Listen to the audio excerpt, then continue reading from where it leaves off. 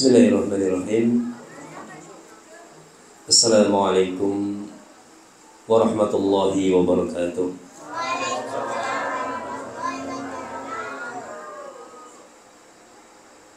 Alhamdulillah hamdan katsiran tayyiban mubarakan fihi kama yuhibbu rabbuna wa yardahu. Asyhadu an la ilaha illallah wahdahu la syarika lahu wa asyhadu anna Muhammadan abduhu wa rasuluh. Allahumma salli wa sallim wa barik ala Muhammad wa ala alihi wa sahbihi wa man tabi'ahum bi ihsanin ila yaumiddin, amma ba'd. Ayyuhal hadirun, usini wa iyyakum bi taqwallah jalla wa ala kama qala ta'ala fi kitabil aziz. Ya ayyuhalladzina amanu taqullaha haqqa tuqatih wa la tamutunna illa wa antum muslimun.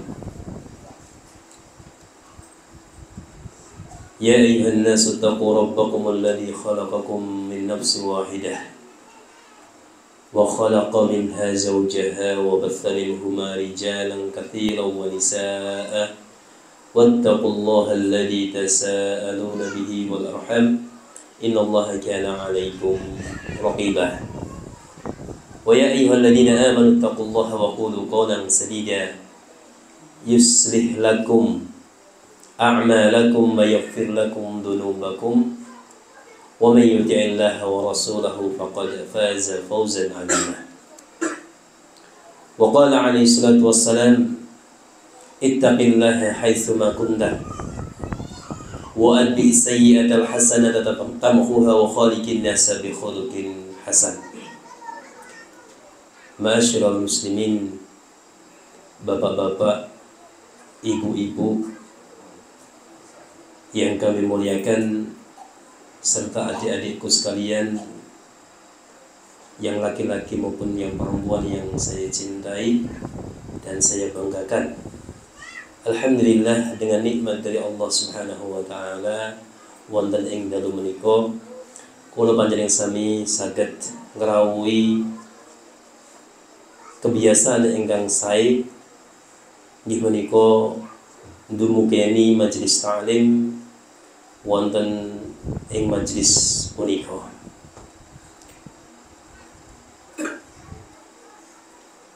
Sebenarnya berat saya untuk duduk di sini ya. Ceritanya saya cerita sedikit nih Bapak Ibu. Jadi saya ini adalah teman dari Ustadz Agus Santoso ya.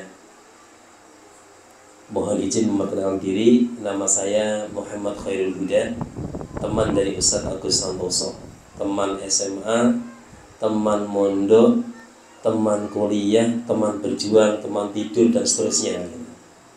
Sangat dekat saya dengan Ustaz Agus. Ya.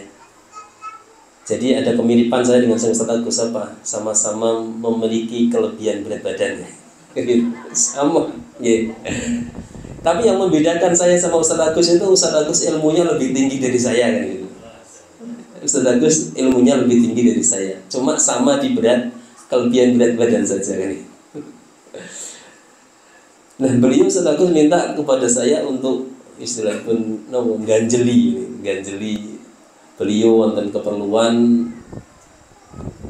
Kemarin sore sama hari ini beliau ada di Surabaya di Jawa Timur untuk keperluan berdakwah misalnya begitu, dan saya diminta untuk menggantikan beliau pada malam hari ini ya, untuk istilahnya kita berbagi kebaikan, berbagi manfaat yang bisa kita berikan ya. Jadi saya merasa berat sebenarnya ya. Cuman karena saya nggak bisa menolak Ustaz Agus ya. Beliau sudah begitu baik dengan saya selama ini kan gitu. Maka saya dimintai untuk hanya duduk bersama dengan bapak ibu sekalian di sini, masa ya nggak mau kan gitu. Kebangetan kan gitu. Makanya berat-beratnya saya istilahnya memikul pundak, memikul beban amanah yang diberikan oleh Ustaz Agus, maka saya memberanikan diri untuk datang di tempat ini. Semoga keberadaan kita di sini nantinya bisa kita mendapatkan faidah bersama, bisa mendapatkan manfaat bersama dari apa yang akan kita sampaikan. Amin, amin ya rabbal alamin. Bapak Ibu, masyaallah muslimin wal muslimat yang dimuliakan oleh Allah Subhanahu wa taala. Sebelumnya marilah kita banyak bersyukur kepada Allah Subhanahu wa taala atas semua limpah nikmat dan karunia yang diberikan kepada kita semuanya. Terutama nikmat iman, nikmat Islam, nikmat kesehatan, kemudian nikmat kesempatan Allah Subhanahu wa taala karuniakan kepada kita di malam hari ini. Sampai detik ini kita masih beriman, masih bertaslimah, tunduk kepada syariat yang Allah Subhanahu wa taala, dan Allah karuniakan badan sehat walafiat, tidak kurang dari suatu apapun. Kemudian Allah berikan kesempatan untuk datang di tempat ini. Ini merupakan nikmat yang sangat luar biasa yang diberikan oleh Allah Subhanahu wa taala, yang harus senantiasa kita syukuri. Dengan harapan kita banyak bersyukur kepada Allah Subhanahu wa taala. Yang pertama, Allah akan tambahkan nikmat untuk kita semuanya. La in syakartum la azidannakum wa la in kafartum inna 'adzabi lasyadid. Kalau kalian bersyukur kepada Allah Subhanahu wa taala, niscaya aku akan tambah nikmat tersebut. Ya, aku akan tambahkan nikmat tersebut untuk kalian. Tetapi sebaliknya, wala in kafartum, ya, kalau kalian ingkar, nggak mau bersyukur, ya, terus diberikan oksigen saja nggak usah bayar, kan itu bisa hirup semaunya sebanyak yang kita mau, ya, udah nggak bayar tapi nggak mau bersyukur kepada Allah Subhanahu wa taala. Inna 'adzabi lasyadid, sesungguhnya azabku sangat pedih nantinya untuk kalian. Ya, semoga kita dijadikan oleh Allah Subhanahu wa taala sebagai hamba-hamba yang banyak bersyukur kepada Allah Subhanahu wa taala. Amin. Kemudian yang berikutnya, dengan banyak bersyukur kepada Allah Subhanahu wa taala, kita akan ditingkatkan derajat kita di sisi Allah Subhanahu wa taala. Karena esensi dari bersyukur kepada Allah Subhanahu wa taala atas karunia, atas nikmat yang diberikan oleh Allah Subhanahu wa taala kepada kita, itu adalah menambah ketaatan kita kepada Allah Subhanahu wa taala. Itu esensi bersyukur. Pentingnya kita bersyukur itu menjadikan kita bertambah takwa. Diberikan kaki yang sehat, tangan yang sehat, penglihatan yang sehat, pendengaran yang sehat. Itu nikmat semuanya dari Allah Subhanahu wa taala. Gunanya untuk apa? Untuk mendukung kita menjalankan ketaatan, ibadah di mata Allah Subhanahu wa taala. Itu esensi orang bersyukur. Pentingnya orang bersyukur seperti itu. Ya.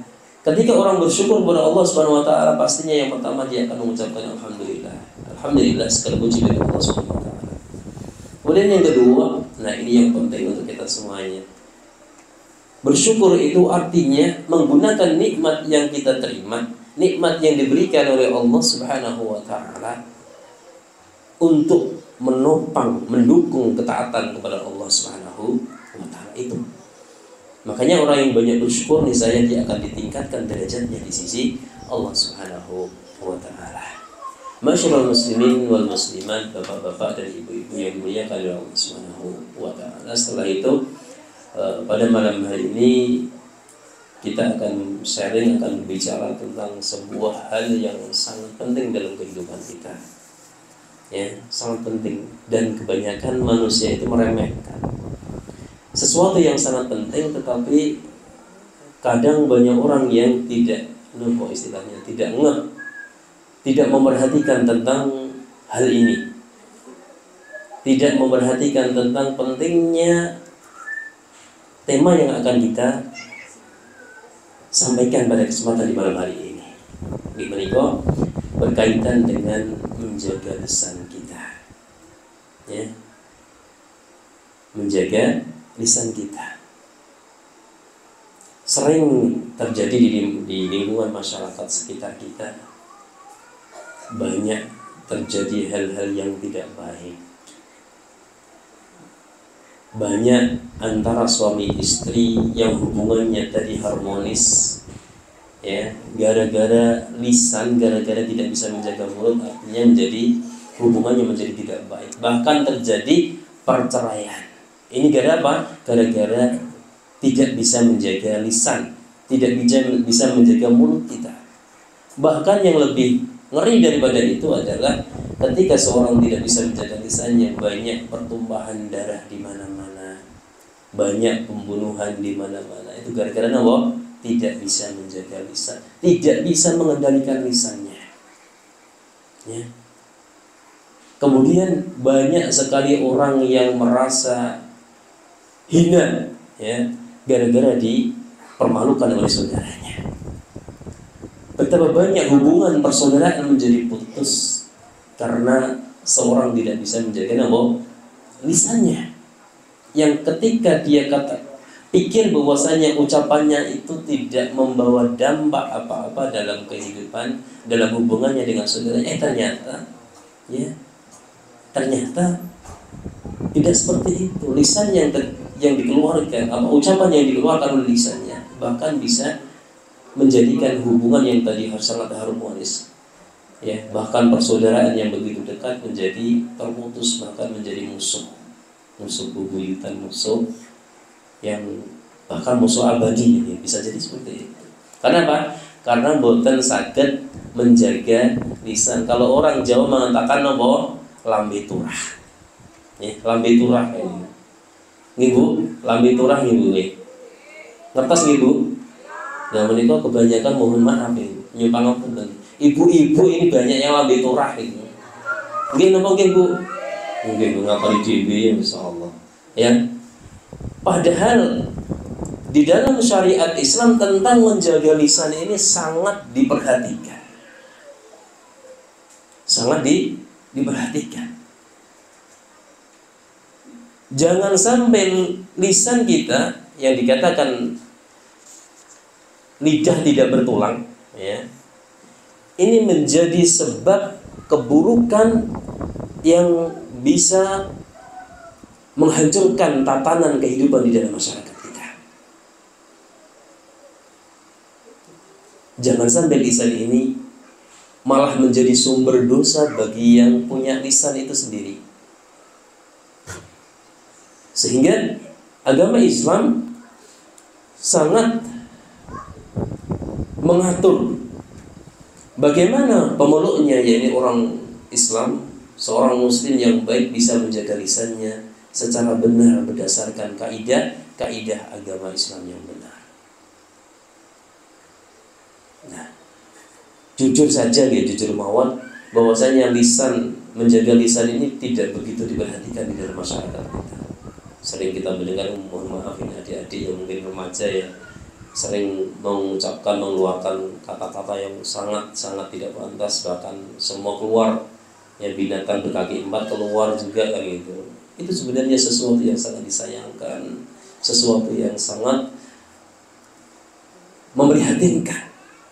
Ya, nah ini kadang-kadang kita tidak merasa ini sesuatu yang memiliki nilai yang besar di sisi Allah Subhanahu wa taala. Wis ngomong sakel dhewe, ya, apalagi sekarang di era sosial media yang tidak tanpa batas. Orang mau komentar apa silahkan kan gitu. Orang mau ngomong apa sesuka hatinya silahkan kan gitu. Ya. Padahal harusnya seorang muslim yang baik bisa menjaga lisannya. Di antaranya Allah Subhanahu wa taala memerintahkan kepada kita semuanya agar kita menjaga lisan kita. Allah Subhanahu wa taala menyatakan di dalam firman-Nya, yakni di dalam surat Al-Mu'minun ayat 1 sampai 3, Allah Subhanahu wa taala berfirman, "Qad aflahal mu'minun." Sungguh beruntung orang-orang yang beriman kepada Allah Subhanahu wa taala. Jadi orang-orang yang beriman itu beruntung, ya. Siapa mereka yang beruntung, Bapak Ibu? Alladzina hum fi salatihim khashi'un. Yang pertama, orang yang mereka itu salatnya dilakukan dengan khusyuk. Khusyuk itu artinya fokus. Fokus itu artinya menghayati benar salat yang dilakukan. Pikirannya ditujukan benar dalam salat tersebut. Ya, pikirannya tidak kemana-mana. Kadang kita salat di masjid, salat di musola misalkan, terutama mungkin ya yang sibuk, ya, memiliki kesibukan di luar. Kadang pikirannya, badannya di masjid tapi pikirannya di tempat kerja, pikirannya di pasar, pikirannya di dapur dan seterusnya. Itu namanya tidak khusyuk. Nah, orang yang tidak khusyuk di dalam salatnya dikatakan sebagai orang yang tidak beruntung.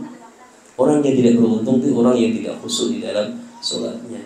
Dungklak dulu sholat, tapi kenyataannya dia tidak mendapatkan faidah apa-apa di dalam sholatnya. Yang pertama, kemudian walladzina hum 'anil lahwi mu'ridun. Dan yang kedua adalah orang yang beruntung itu adalah orang-orang yang bisa berpaling dari sesuatu yang sia-sia, ucapan sia-sia, perbuatan sia-sia, berpaling.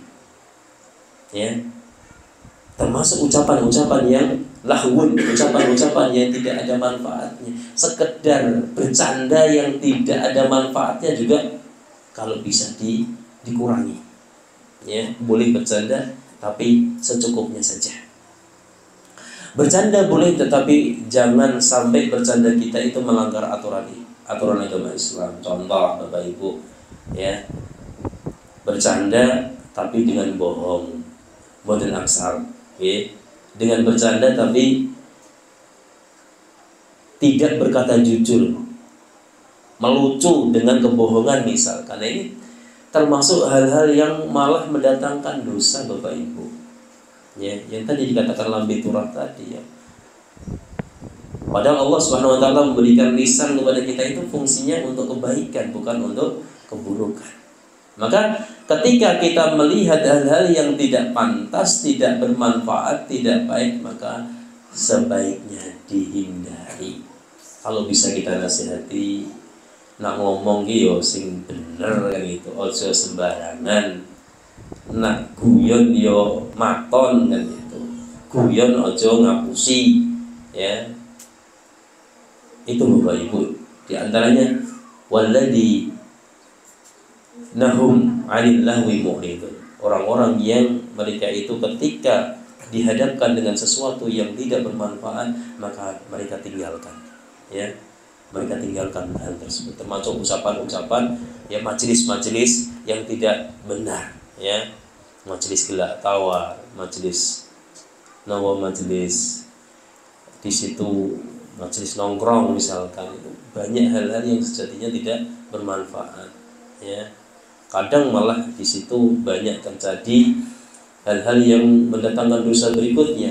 Banyak ghibah, kerasani tonggo, kerasani konco, kerasani teman, saudara, dan seterusnya. Ya. Nah, majelis-majelis yang tidak benar, majelis-majelis yang tidak bermanfaat seperti ini sebaiknya dikurangi, atau kalau bisa ditinggalkan 100%.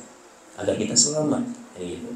Agar kita selamat, ya, dari lisan yang tidak benar tadi, ya. Kemudian juga Allah Subhanahu wa taala berfirman, "May yalfidhu min qawlin illa ladayhi raqibun 'atid."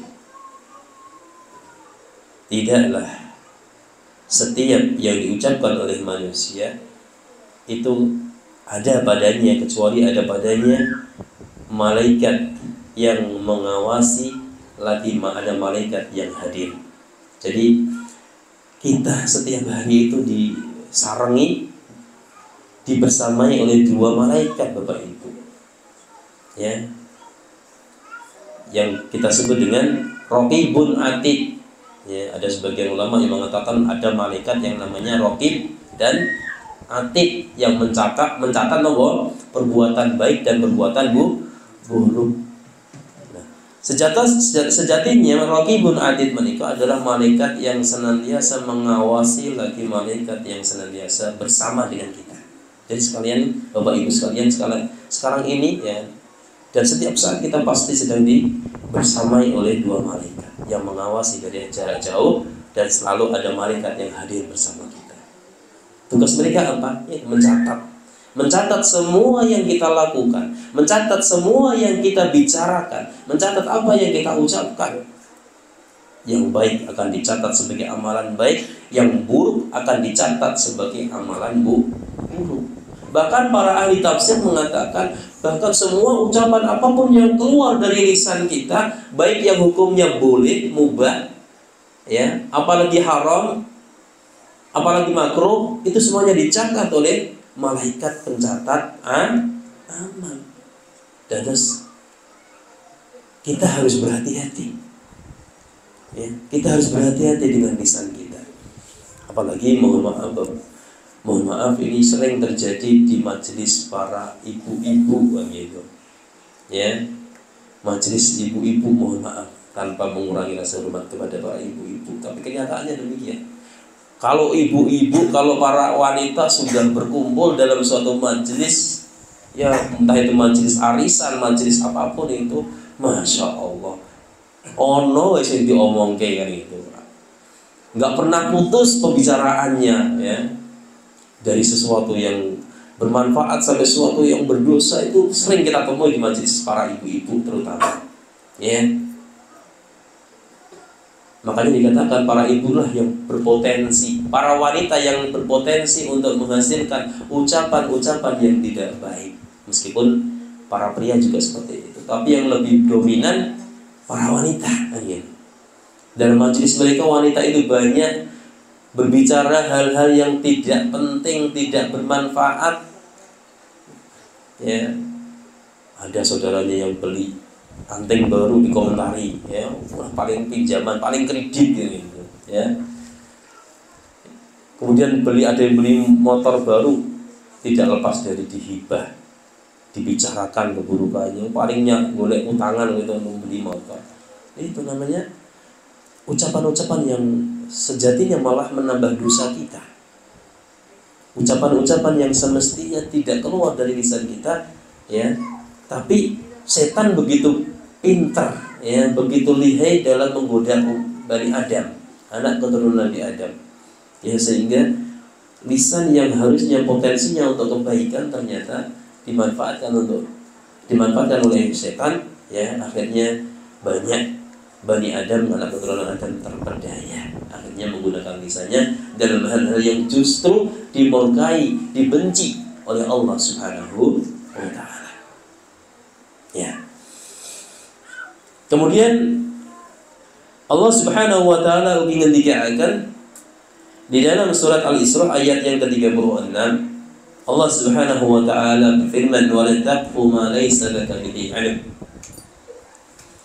Inna as-sam'a wal basara wal fu'ada kullu ulaika kana 'anhu mas'ula." Allah mengatakan, "Wa la taqfu ma laysa laka bihi." Ojo ngomong barang atau perkara kang kowe ora duwe ilmune, ya.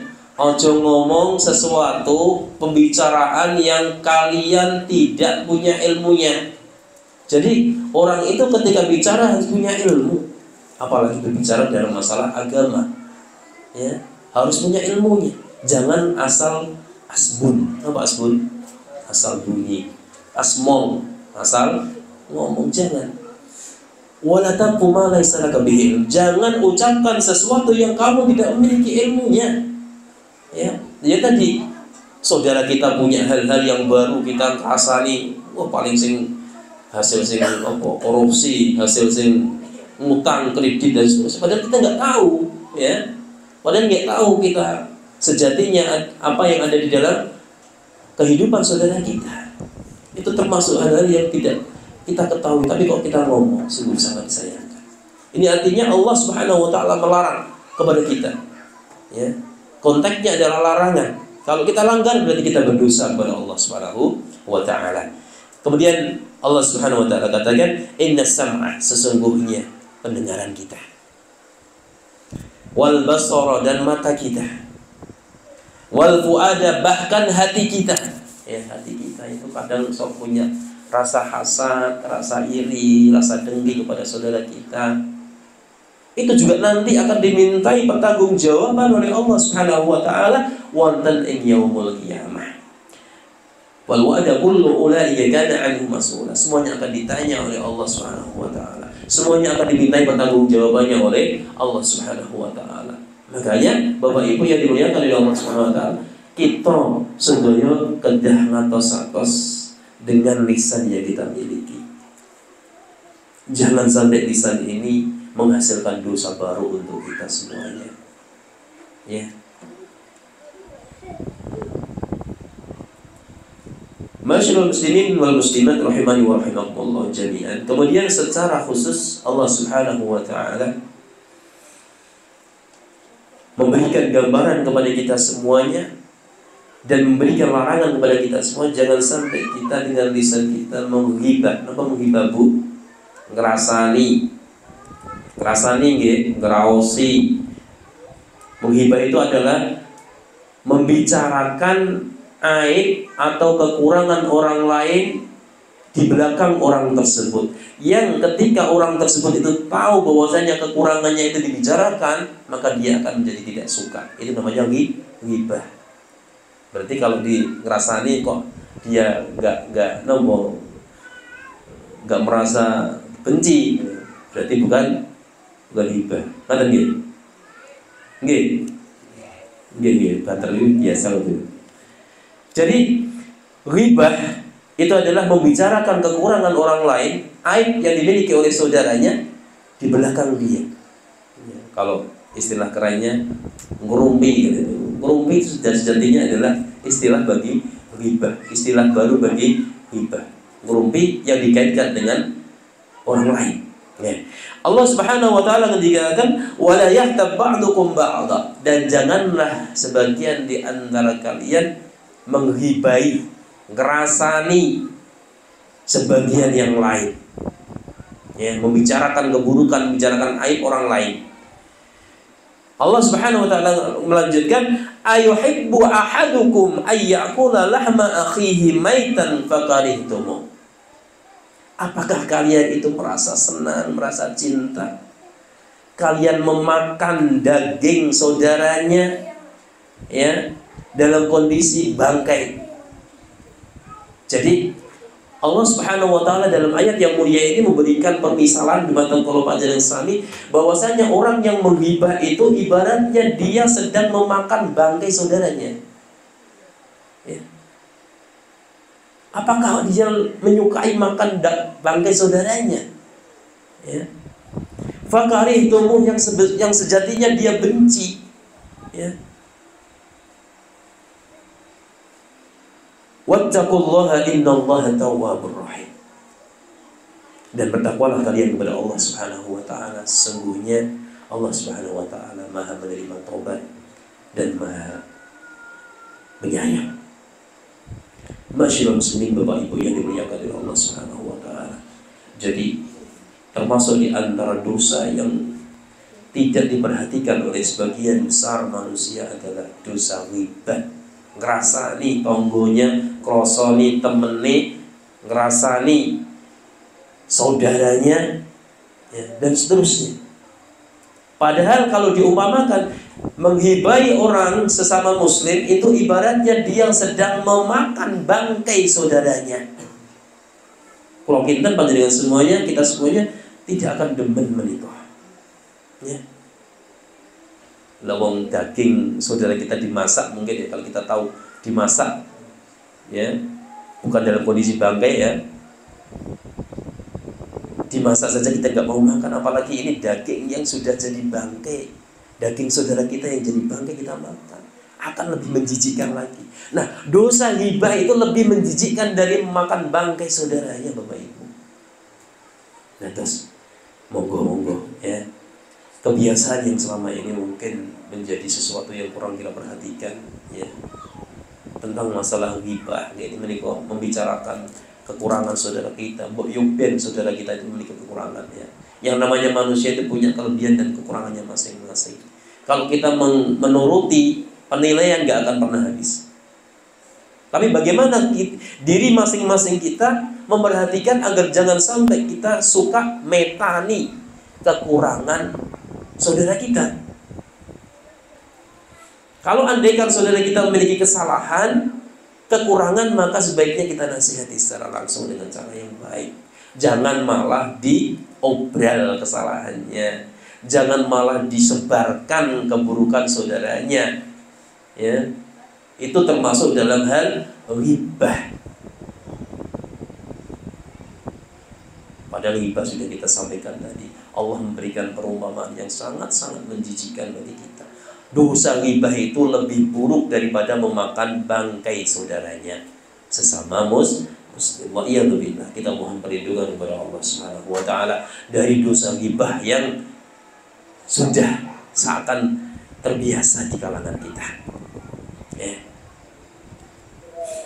Masyaallah muslimin yang dimuliakan oleh Allah Subhanahu wa taala. Kemudian baginda Rasulullah Muhammad sallallahu alaihi wa ala alihi wasallam juga memerintahkan kepada kita untuk senantiasa menjaga lisan-lisan kita. Dalam sebuah hadis pun baginda Rasulullah Muhammad sallallahu alaihi wasallam menyatakan, "Man kana yu'minu billahi wal yawmil akhir falyaqul khairan aw liyasmut." Barang siapa yang beriman kepada Allah Subhanahu wa taala dengan keimanan yang baik. Pak, Bu, kalau kita beriman kepada Allah, ya, maka falyaqul khairan aw liyasmut. Selalu ucapkan yang baik. Ucapkan dari lisan kita sesuatu yang baik, yang bermanfaat, yang berfaedah. Jangan sia-siakan lisan kita untuk keburukan. Atau kalau tidak bisa berkata yang baik, keluar dari lisan kita perkataan yang baik, awliyasmut, kita harus memilih untuk diam. Makanya ada pepatah mengatakan diam itu emas. Kapan itu? Ketika seorang itu diam dari hal-hal yang buruk, diam dari hal-hal yang dosa, diam dari hal-hal yang berpotensi untuk menimbulkan madarat bagi dirinya dan orang lain. Maka pada saat itu diam, maka menjadi emas, mahal harganya. Ya, daripada bicara ya sembarangan, bicara seenaknya, tapi akhirnya apa? Akhirnya mendapatkan dosa. Akhirnya membuat keburukan di mana-mana, menambah madarat bagi dirinya dan orang lain. Maka dikatakan orang yang beriman, salah satu karakter dari orang yang beriman kepada Allah dan hari akhir adalah dia bicara yang baik, senantiasa mengontrol lisannya, mengendalikan lisannya. Ya, kalau bicara pasti akan keluar darinya kebaikan. Tidak akan pernah ya keluar kata-kata yang menyakitkan saudara, menghina saudara, merendahkan saudaranya. Tidak pernah berbohong. Tidak pernah mengucapkan kata-kata yang justru akan menimbulkan kemarahan dan kemurkaan dari Allah Subhanahu wa taala. Jadi orang yang beriman kepada Allah dan hari akhir, mereka adalah orang-orang yang senantiasa bicara baik atau mereka memilih untuk diam.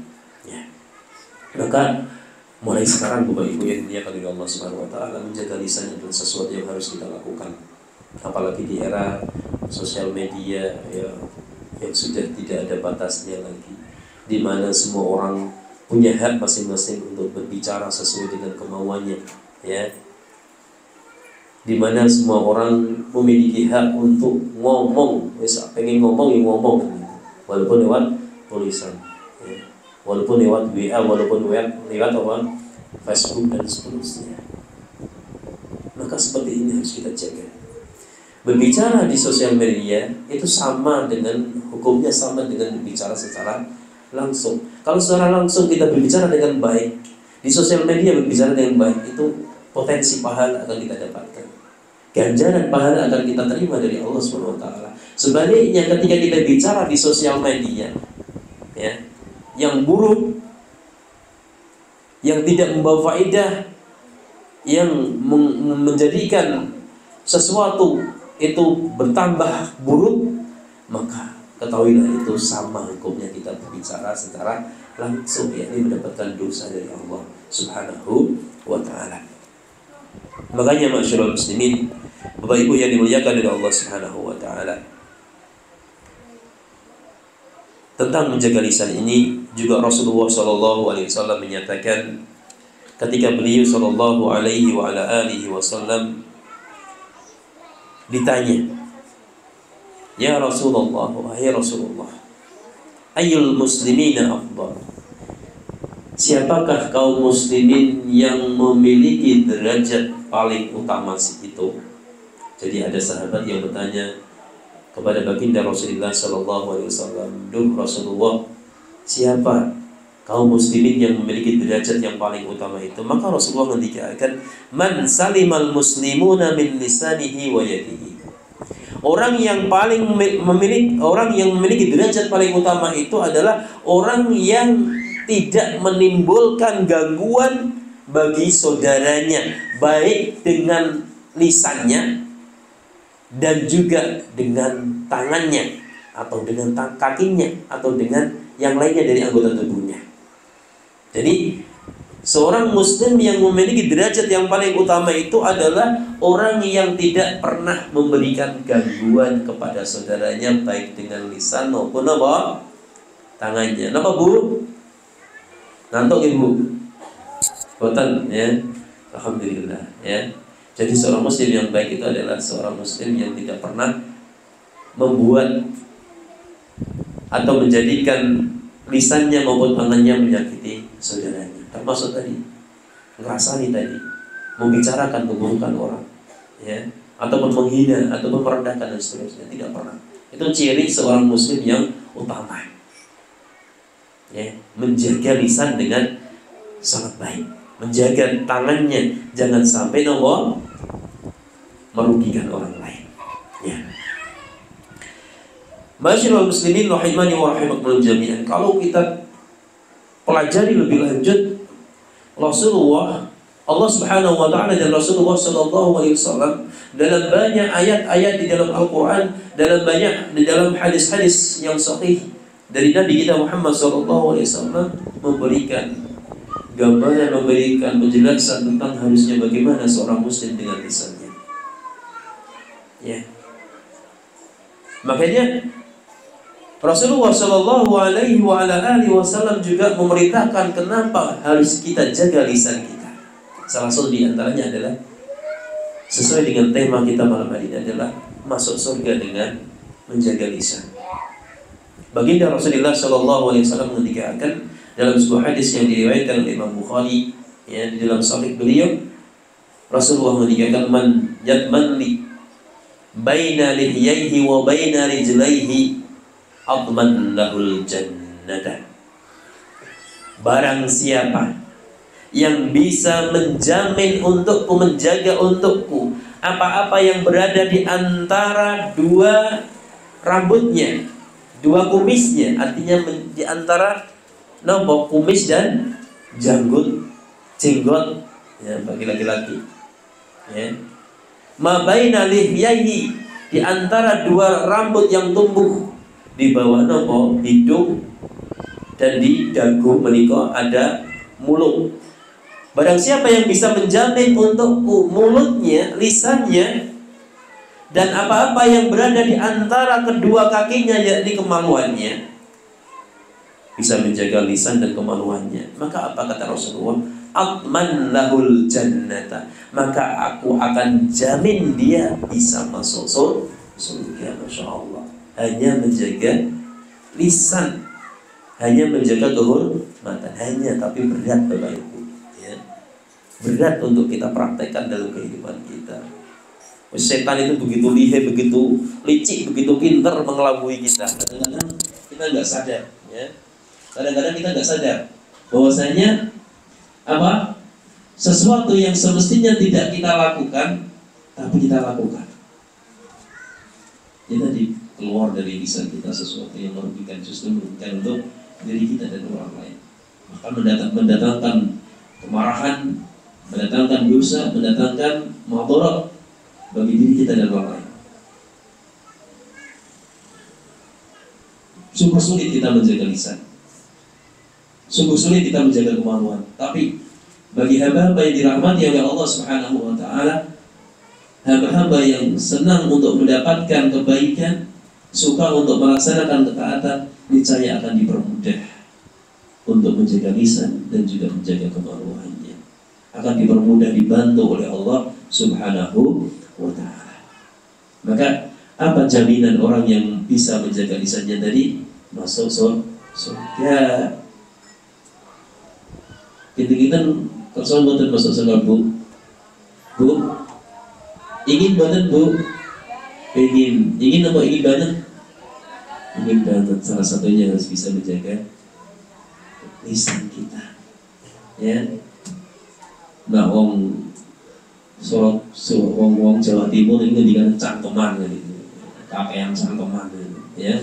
Jadi kalau kita mengatakan lambi turah tadi, orang yang lambi turah itu potensinya orang jauh dari surga nanti, gitu. Kalau dia tidak bertobat kepada Allah Subhanahu wa taala, maka jauh dari rahmat Allah, jauh dari kenikmatan Allah Subhanahu wa taala, yang di surganya Allah Subhanahu wa taala. Ya. Masyaallah muslimin yang dimuliakan oleh Allah Subhanahu wa taala. Ya. Jadi Rasulullah Shallallahu alaihi wasallam telah memberikan motivasi kepada kita, telah memberikan gambaran kepada kita semuanya. Ketika seorang itu bisa menjaga dengan baik lisan dan kemaluannya, maka akan dijamin oleh Rasulullah SAW dengan surganya Allah. Ini yang menjamin siapa? Rasulullah, bukan sembarang orang. Ya, bukan sembarang orang yang terbaik bagi baginda Rasulullah SAW. Orang yang terbaik dari awal sampai akhir, manusia terbaik sepanjang masa, memberikan jaminan kepada umatnya ketika umatnya bisa menjaga lisan dengan baik, ngontrol ucapannya dengan baik, ngontrol lisannya dengan baik, maka Rasulullah SAW akan memberikan jaminan surga kepada orang tersebut. Semoga Allah Subhanahu wa taala memberikan kekuatan kepada kita semuanya, memberikan kemudahan kepada kita semuanya untuk bisa menjaga lisan-lisan kita semuanya. Ya, amin amin ya rabbal alamin. Masyaallah muslimin yang dimuliakan oleh Allah Subhanahu wa taala. Kemudian tentang menjaga lisan ini, yang ternyata Rasulullah Shallallahu alaihi wasallam paling takut, ya, paling takut terhadap lisan umatnya yang tergelincir di dalam dosa. Maka dikatakan akhwafu ma yakhafu Rasulullah Shallallahu alaihi wasallam 'ala al-insani min al-lisan. Sesuatu yang paling ditakutkan oleh Rasulullah SAW menimpa umat manusia itu terletak pada lisannya. Ya, khawatir Rasulullah menikah. Ya. Dari sahabat Sufyan bin Abdullah, ya, radhiyallahu taala anhu qala, Sufyan bin Abdullah, salah satu sahabat baginda Rasulullah SAW, mengatakan, "Qultu ya Rasulullah," aku berkata, wahai Rasulullah, hadisni bi amrin a'tasimu bihi. Ya Rasulullah, berikan nasihat kepadaku yang dengan nasihat ucapan tersebut aku bisa berpegang teguh. Saged kula cepengi wahai Rasulullah dengan ucapan tersebut. Qala, maka Rasulullah mengatakan, katakan, qul rabbi Allah tsumma istaqim. Ucapkan, aku beriman, ya, aku, Rabbku adalah Allah Subhanahu wa taala. Ucapkan, Rabbku adalah Allah Subhanahu wa taala, tsumma istaqim, kemudian istiqomahlah, luruslah dengan ucapan tersebut. Jadikan benar-benar Allah Subhanahu wa taala sebagai Rabbmu, Rabb yang engkau ibadahi, Rabb yang senantiasa engkau mintai pertolongan, engkau mintai bantuan dalam kondisi susah maupun dalam kondisi senang. Itu Allah Subhanahu wa taala. Harusnya kalau kita meminta, itu minta kepada Allah Subhanahu wa taala. Kalau kalian meminta, maka mintalah kepada Allah Subhanahu wa taala. Kalau kalian minta pertolongan, maka minta pertolongan kepada Allah Subhanahu wa taala. Itu konsekuensi dari seorang hamba yang mengatakan Rabbi Allah, Rabbku adalah Allah Subhanahu wa taala. Ya, makanya kita tidak boleh meminta kepada selain Allah Subhanahu wa taala, terutama dalam hal-hal yang sesuatu yang kita minta tersebut tidak memiliki kemampuan untuk mengabulkannya. Misalkan minta kesehatan kepada yang dikatakan penunggu batu besar, penunggu pohon besar, ya, pohon keramat dan seterusnya, ya, minta rezeki, minta jodoh dan seterusnya. Itu harusnya kita minta langsung kepada dan Allah Subhanahu wa taala. Kalau kita minta kepada selain Allah dan hal-hal yang makhluk sendiri tidak mampu untuk memberikannya, maka kita sangat takut nanti kita termasuk orang-orang yang menyebutkan Allah Subhanahu wa taala. Maka orang yang istiqomah, ya, yang mengatakan Rabbi Allah, Rabbku adalah Allah, adalah orang-orang yang senantiasa menjalankan syariat Allah Subhanahu wa taala. Maka Rasulullah mengatakan, katakan wahai Sufyan bin Abdullah, Rabbku adalah Allah, dan kemudian istiqomahlah. Istiqomah dalam ketaatan, istiqomah dalam menjalankan kewajiban, istiqomah dalam meninggalkan larangan, ya, istiqomah dalam hal-hal kebaikan dan seterusnya. Qultu ya Rasulullah, ma akhwafu ma takhafu alayya. Kemudian Sufyan bin Abdullah tadi bertanya lagi, wahai Rasulullah, apa yang paling engkau takutkan yang akan bisa menimpa diriku? Maka fa'akhadha bilisani nafsi tsumma qala hadza. Mendengar pertanyaan itu, apa yang paling engkau takutkan bisa menimpaku, ya wahai Rasulullah? Maka Rasulullah memegang lisan beliau, memegang mulut beliau dengan mengatakan hadza, jagalah lisan. Rasulullah SAW adalah orang yang paling takut kepada Allah. Rasulullah SAW adalah orang yang paling sempurna keimanannya kepada Allah. Rasulullah SAW adalah orang yang paling baik, paling bertakwa kepada Allah Subhanahu Wa Taala. Namun begitu Rasulullah mandi memberikan pesan yang sangat khusus, jaga lisan. Dan tentunya pesan ini secara khusus ditujukan kepada sahabat beliau yang bernama Sufyan bin Abdullah, dan secara umum ditujukan untuk kita semuanya. Yang Rasulullah saja merasa takut dengan lisan-lisan, keburukan lisan-lisan kita, kok kita sendiri malah merasa tidak takut? Kan terbalik, menunjukkan bahwasanya kebaikan kita itu jauh di bawah Rasulullah Shallallahu Alaihi Wasallam. Maka dengan sabda beliau, dengan pesan beliau, harus menjadikan kita semakin baik, terutama dalam hal menjaga lisan menikah. Harus benar-benar kita perhatikan lisan kita. Gunakan lisan dalam kebaikan, jangan sampai kita gunakan dalam keburukan, ya. Kemudian Rasulullah secara khusus mengatakan, inna akhwafa ma akhafu ala ummati kullu munafiqin alimil lisan. Sesungguhnya yang paling aku takuti, ya, yang akan menimpa umatku adalah setiap munafik, orang-orang munafik yang pintar bersilat lidah, pintar memutar omongan, pintar memutar balik kenyataan dengan lisannya. Itu yang ditakutkan oleh Rasulullah Shallallahu Alaihi Wasallam. Ya, termasuk tadi berbohong. Itu yang paling ditakutkan oleh Rasulullah Shallallahu Alaihi Wasallam. Nah, yang terakhir Bapak Ibu yang dimuliakan oleh Allah Subhanahu Wa Taala, hendaknya kita senantiasa meneladani bagaimana lisan baginda Rasulullah Sallallahu Alaihi Wasallam. Karena Rasulullah Sallallahu Alaihi Wasallam adalah sosok utama, sosok yang paling baik yang harus senantiasa kita jadikan teladan, kita jadikan qudwah hasanah, uswatun hasanah, contoh yang baik dalam semua hal. Dalam semua sisi kehidupan kita harus senantiasa mencontoh Rasulullah Shallallahu Alaihi Wasallam. Ya.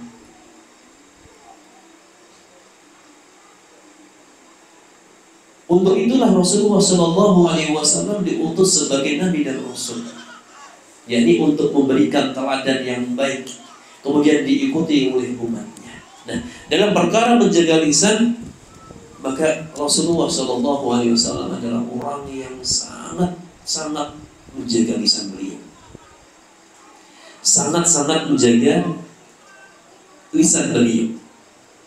Makanya salah seorang sahabat yang bernama Anas bin Malik radhiyallahu taala anhu, Anas bin Malik beliau salah satu dari sahabat, plus salah satu dari pembantu Rasulullah Shallallahu Alaihi Wasallam. Anas mengatakan, aku meladeni Rasulullah Shallallahu Alaihi Wasallam. Aku membantu berkhidmah untuk Rasulullah Shallallahu Alaihi Wasallam selama 10 tahun. Bayangkan Bapak Ibu, 10 tahun membersamai Rasulullah, ya, membawakan sendal beliau, mengambilkan air wudhu beliau, menemani beliau dalam hal apapun. Ini Anas bin Malik radhiyallahu taala anhu. Fama qala li qattu uff wala qala li syai'in fa'altahu lam fa'altah wala li syai'in lam af'alhu ala fa'alta kada. Selama 10 tahun tersebut tidak pernah aku dapati Rasulullah Shallallahu Alaihi Wasallam itu nopo istilah komplain, ya, komplain kepada saya, ya, komplain dengan apapun yang saya lakukan, gak pernah, ya, tidak pernah berbicara dengan mengomentari apa yang aku lakukan, ya. Beliau mengatakan, ya Anas bin Malik mengatakan, wala qala li syai'in fa'altahu lima fa'alta. Wahai, tidak pernah Rasulullah mengatakan, wahai Anas, kenapa engkau lakukan itu? Ya. Bukankah sebaiknya engkau lakukan ini? Ya, tidak pernah Rasulullah. Apalagi menyala-nyala, kamu salah kowe gitu. Kamu salah, nggak boleh seperti ini ya. Hanya berkomentar, kenapa engkau lakukan itu saja Rasulullah tidak pernah. Ya. Wala li syai'in lam af'alhu ala fa'alta kana. Dan beliau tidak pernah juga berkomentar, kenapa engkau tidak melakukan itu. Ya. Itu yang lebih baik harus kamu lakukan. Enggak pernah Rasulullah sallallahu alaihi wa ala alihi wasallam. Artinya apa? Artinya dalam hal sekecil itu pun Rasulullah jaga betul lisan beliau. Ya. Beliau sangat menghormati sahabat-sahabat beliau. Beliau sangat menghormati orang-orang yang bersama beliau, sangat menjaga lisan beliau jangan sampai menyakiti orang-orang yang berada di sekitar beliau, baik orang yang beriman maupun orang yang tidak beriman. Beliau sangat menjaga lisan beliau. Makanya ma'asyiral muslimin yang dimuliakan oleh Allah Subhanahu wa taala, dengan pelajaran yang sedikit di malam hari ini, yang semoga kita semuanya mendapatkan faedah penting, bahwasanya di dalam Islam itu terdapat kaidah yang penting, bagaimana umatnya, bagaimana seorang muslim yang baik itu harus senantiasa bisa menjaga lisannya di dalam hal-hal yang baik.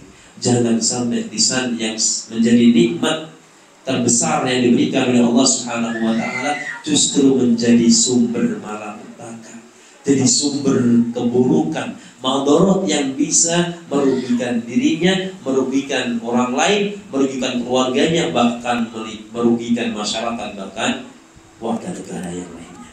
Waliyadzubillah. Ya, makanya Allah Subhanahu wa taala memberikan nikmat lisan kepada kita. Kita diberikan lisan ini, itu adalah harusnya digunakan untuk kebaikan, digunakan untuk ketaatan kepada Allah Subhanahu wa taala. Itu menjadi bentuk syukur kita kepada Allah Subhanahu wa taala ketika Allah memberikan lisan kita kepada kita semuanya. Ya, harusnya kita jaga pemberian yang terindah tersebut, jangan digunakan untuk berdosa, jangan digunakan untuk bermaksiat kepada Allah Subhanahu wa taala. Kalau kita bisa menjaga lisan kita dengan baik, menjaga lisan kita dalam ketaatan kepada Allah Subhanahu wa taala, walaupun dalam sekecil apapun, maka Rasulullah katakan tadi, ya, aku akan jamin baginya surga untuknya pada hari kiamat nanti. Ma'asyiral muslimin rahimani wa rahimakumullah jami'an. Kiranya kita cukupkan sekian hal-hal yang berkaitan dengan penjagaan lisan kita. Ya, semoga Allah Subhanahu wa taala sekali lagi memberikan faedah, walaupun kita hanya memberikan sesuatu yang sedikit ini, yang benar itu semata datangnya dari Allah Azza wa Jalla. Adapun yang salah itu tentunya berasal dari kekurangan saya pribadi. Saya adalah manusia biasa, saya adalah tempat salah dan khilaf. Maka ketika saya berucap dengan sesuatu yang salah, mohon dimaafkan dan saya mohon ampun kepada Allah Subhanahu wa taala. Semoga Allah Subhanahu wa taala senantiasa mengampuni dosa-dosa kita semuanya, dosa-dosa kaum muslimin yang sudah meninggal maupun yang masih hidup. Amin amin ya rabbal alamin. Kemudian terakhir, Allahumma 'allimna ma yanfa'una wanfa'na bima 'allamtana wa zidna ilma. Amin amin ya rabbal alamin. Ya Allah, berikanlah ilmu, ya, sehingga ilmu tersebut bermanfaat untuk kami dan berikan manfaat, ya, terhadap sesuatu yang telah Engkau berikan kepada kami, dan tambahkanlah ilmu agama kami. Amin amin ya rabbal alamin. Wa sallallahu ala nabiyyina Muhammadin wa ala alihi wa sahbihi wa sallam, wa akhiru da'wana alhamdulillahi rabbil alamin. Subhanakallahumma wa bihamdika asyhadu an la ilaha illa anta astaghfiruka wa atubu ilaik. Assalamualaikum warahmatullahi wabarakatuh.